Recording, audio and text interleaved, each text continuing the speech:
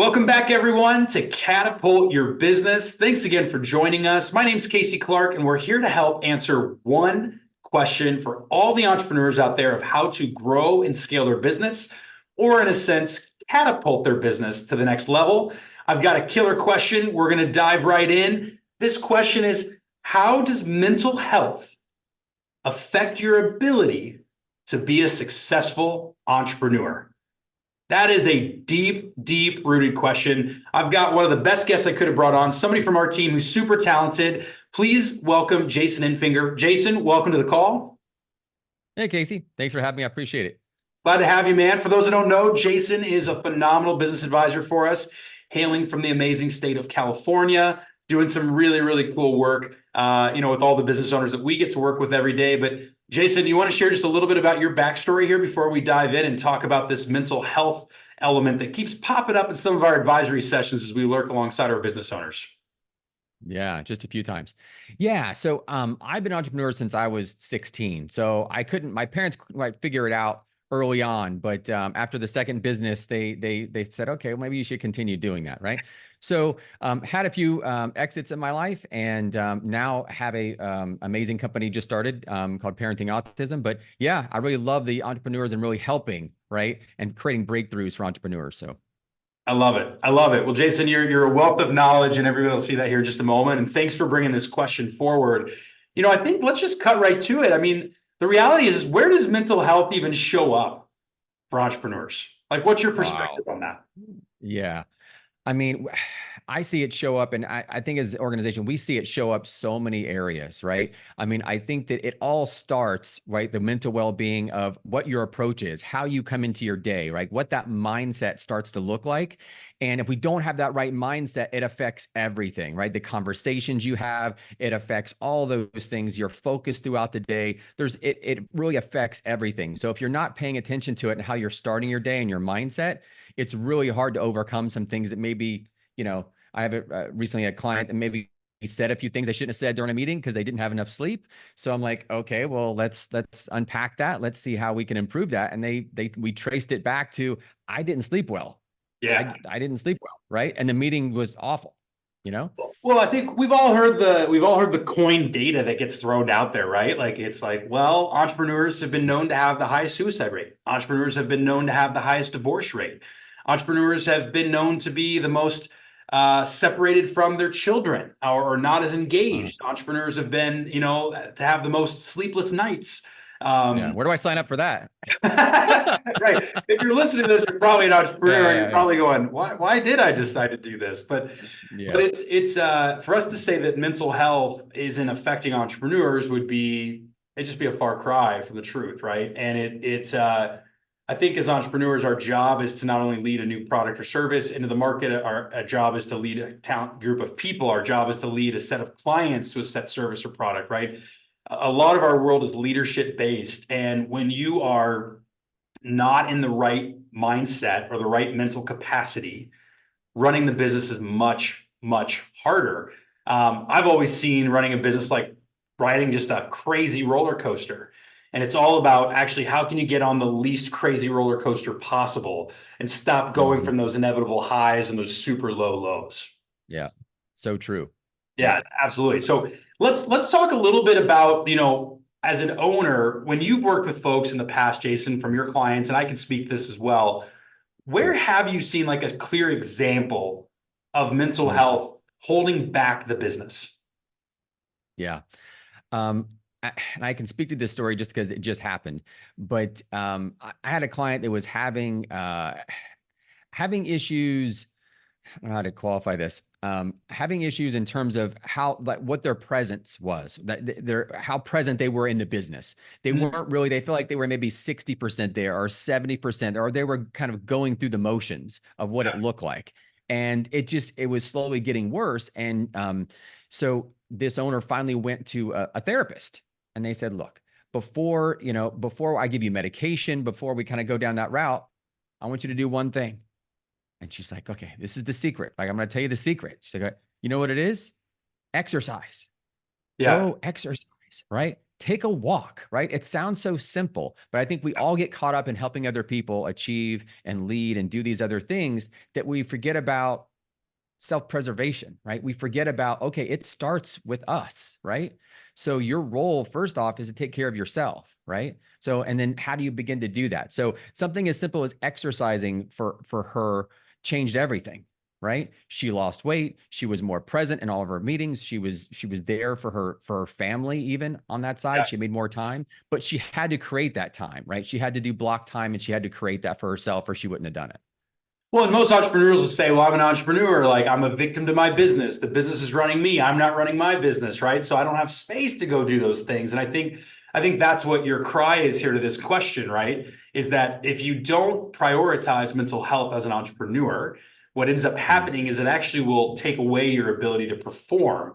So you might as well prioritize it, because otherwise you will be a victim. You won't ever crawl out of whatever situation you've created for yourself as the entrepreneur.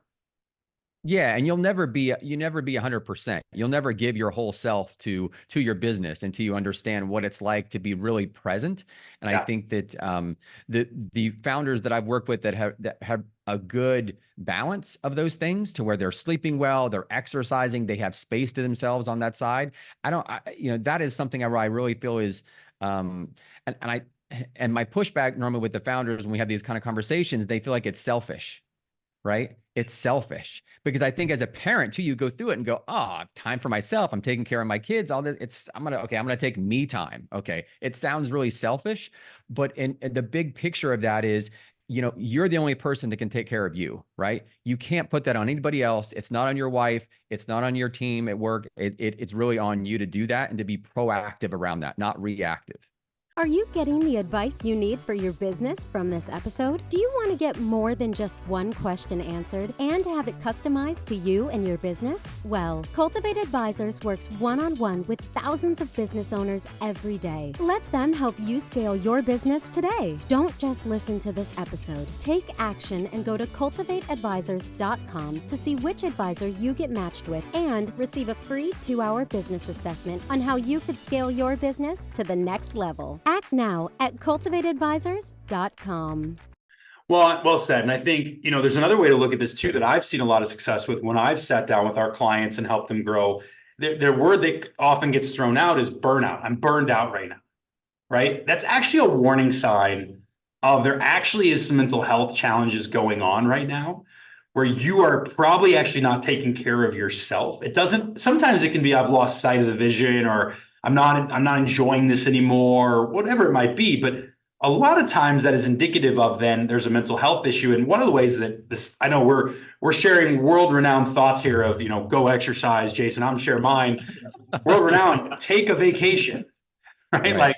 Like Right. walk. I can't leave the business now. Whenever you feel like you can't, that's actually the best time to take the vacation. Force the reality of where the health of the business is at, so you can actually acknowledge that you can do both.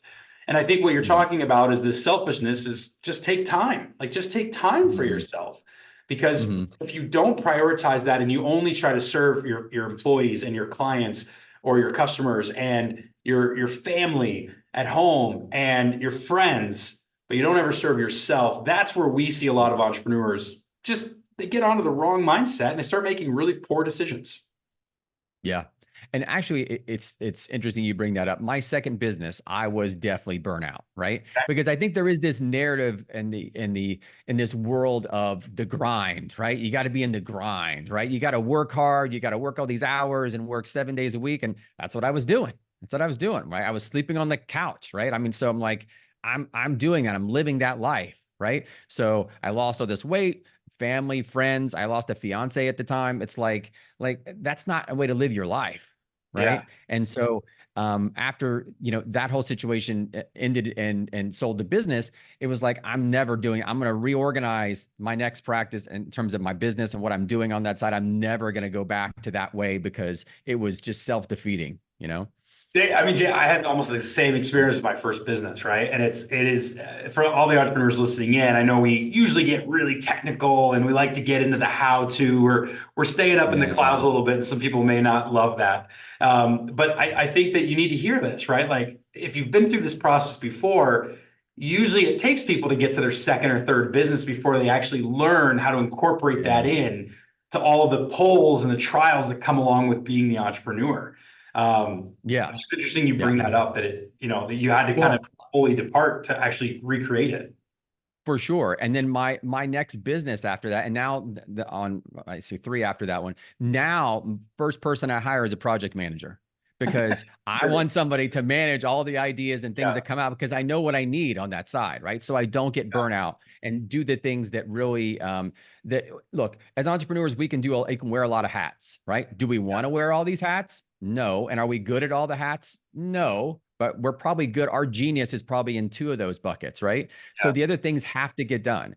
And normally it's not said enough, but normally the founders and entrepreneurs, you're left with the shit work, right?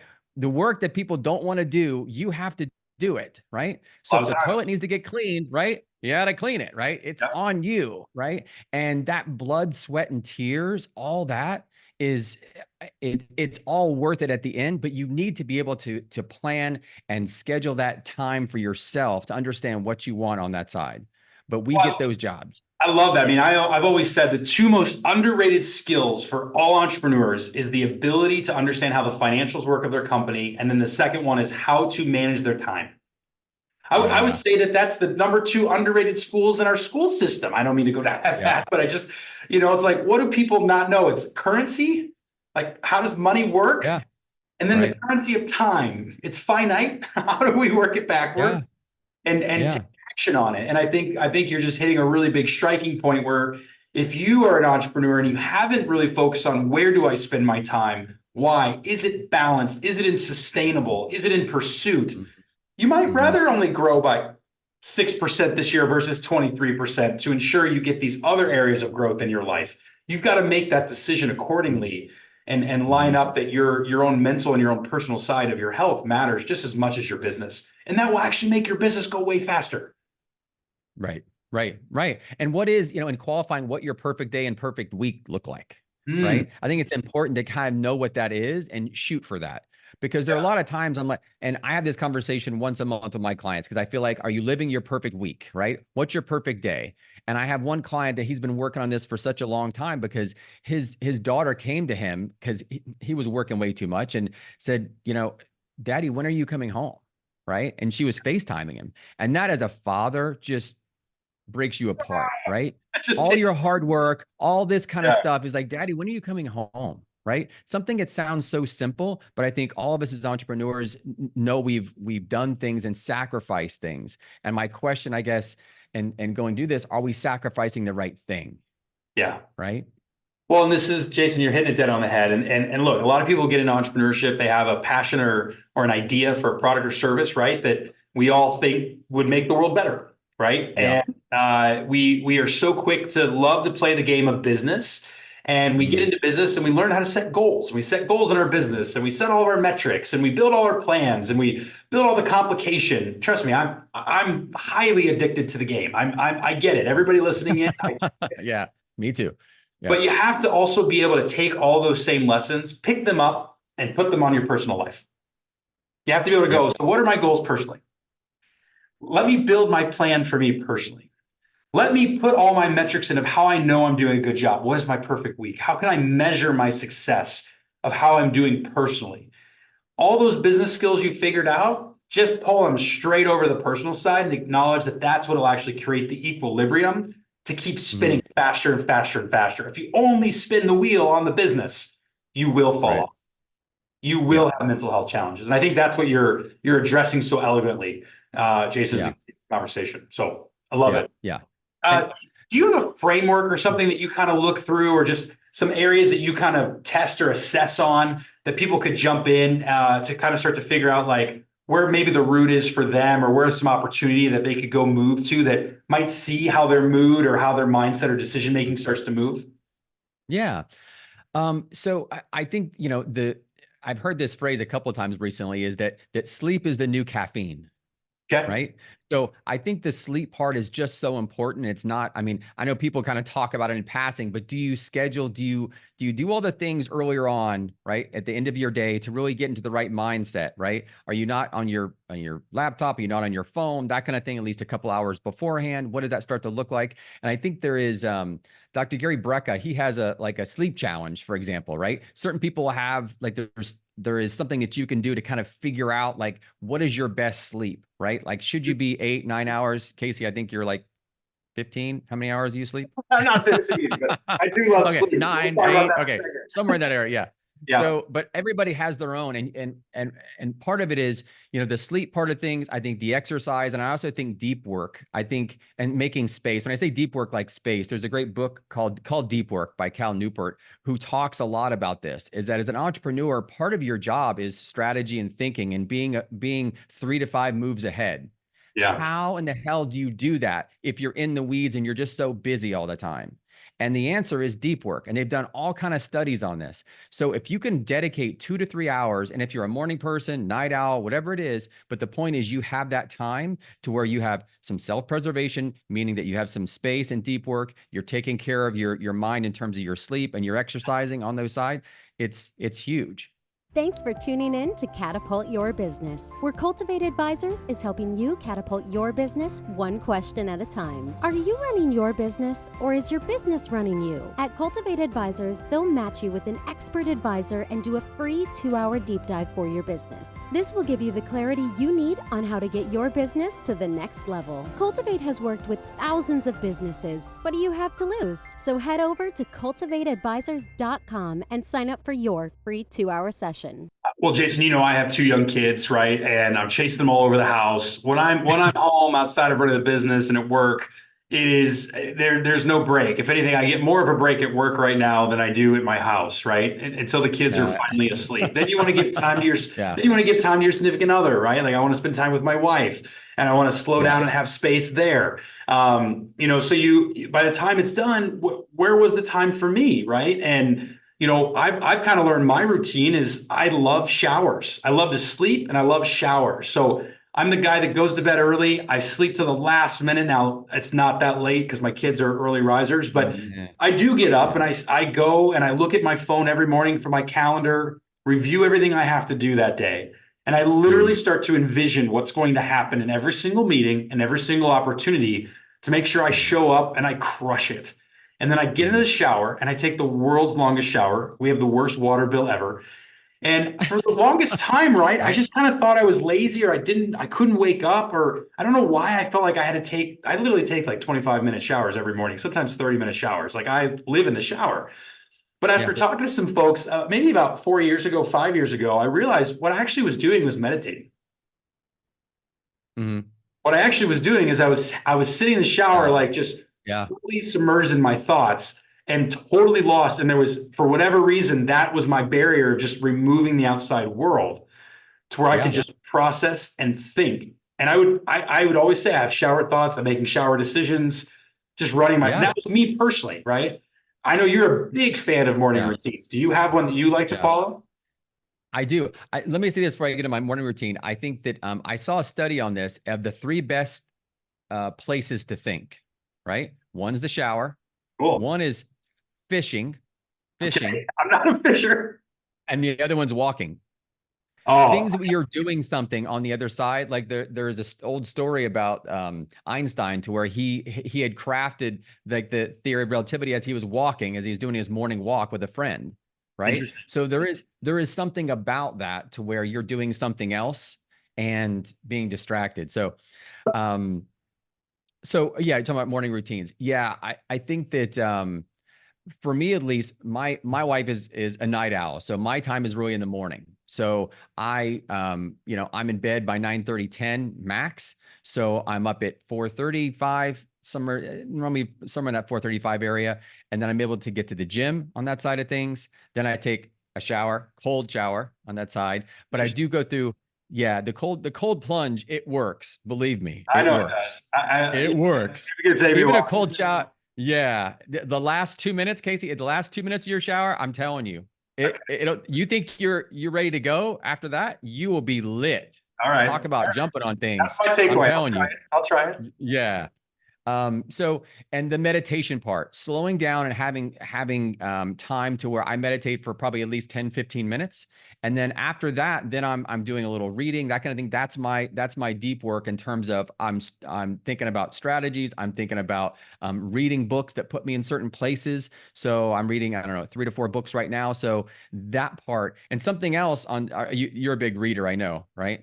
I'm not a big A reader. little bit. You're not a big reader. I'm not I'll a tell big you reader. a secret around the reading part. You want to read more books. If you have the audio and you listen to the audio as you read it at the same time, not only do you retain more, but you'll move faster through all your books. Right. Interesting. So, I so do a lot of the audio, but I like when I'm walking or, yeah, I'm massive listening when I'm driving from place to yeah, place. Like I'll listen to things, but yep. Yeah, but that's my morning routine, and then my day starts 8 o'clock. But then nighttime we have a dry sauna, so we use the sauna. All the studies on saunas are amazing, right? yeah, So 20, 30 minutes in the sauna, and that completes my day, and that helps me sleep really well, and I'm consistent. And I have an Aura ring too, yeah. Oh so yeah, I that love it. helps. Yeah, So we're just jumped into all kinds of ideas here for folks. Jason, I love it. We're just going off the rails on. I love it. the ideas. Yeah, yeah. You said it best when you brought this question to me and you said, "Hey, I really like this to be a topic that we hit on in this podcast." And you said, healthy mind is a healthy business. That's what you said. Yeah. And I Yeah. think it speaks true. And that's what I would love to leave everybody with as we start to kind of wrap up here is that as you think about your business, think about how you're showing up as a leader and as the CEO of that company. And are you being your best self? Are you actually operating at the highest level and caliber you can? And that starts with you working through your own health. And just know that we've got a unique lens. We're meeting with thousands of businesses. And every time we meet with them, we can see where the mental health is affecting these entrepreneurs. And it is real. And the people that are in front of it proactively, giving themselves space or sleep or following a specific morning routine like Jason shared, those are the people that are crushing their goals. Those are the people that are still achieving the outputs desired, but it's because they're completely balanced. And I just want to make sure everybody hears that. This doesn't have to be the most rigid advice. It can just be from a place of just reminding yourself to reprioritize yourself into that mix and how that'll help you be successful. So, Jason, I want to come to you. Any final thoughts you want to share with our audience here? One of the things we were talking about families real quick, and I'll leave with this. There's a great book called Buy Back Your Time. I think it's Dan Martell, but he talks a lot about this to where the success and the business and success at home, right? And you were talking earlier on our podcast about making time and applying the same principles, right? And so I think he had talked about, he had a relationship coach because he wanted to make sure things were home because he was focusing on the business, but he really wasn't focusing on the home way he thought he should. So he hired a relationship coach and they came in and said, look, you guys should have basically weekly lunches together. And you guys talk about the household. What's going on? How can I best support you, right? This is how you can best support me on those things. Getting buy-in from your loved ones around you, right? The people that really care and letting them know and communicating how important this is to you is so important. And I think so much of this is not communicated because we're supposed to have, there's a lot of ego wrapped up in this, right? And it's not talked about enough. It's just not talked about enough, right? So telling your loved ones that you're making a change, right? Much in the way you make a pivot in a business. I'm making a mental health pivot, and this is what's going to happen, right? I love it. What a great first step and commitment to bring somebody else into that mix with you. Probably give you a higher chance of probability of it actually coming true too. I agree. Love it. Jason, wealth of knowledge, man. Thanks so much. For those listening in and want to have a conversation with Jason, shoot over to Cultivate Advisors website. Ping us. We'll get you in touch. And I'm sure Jason would love to geek out with you on mental health. But until then, we will see you for our next episode that will drop very soon for Catapult Your Business as we continue to help you grow and scale your business one question at a time. We'll see you next time, everybody. Thanks so much.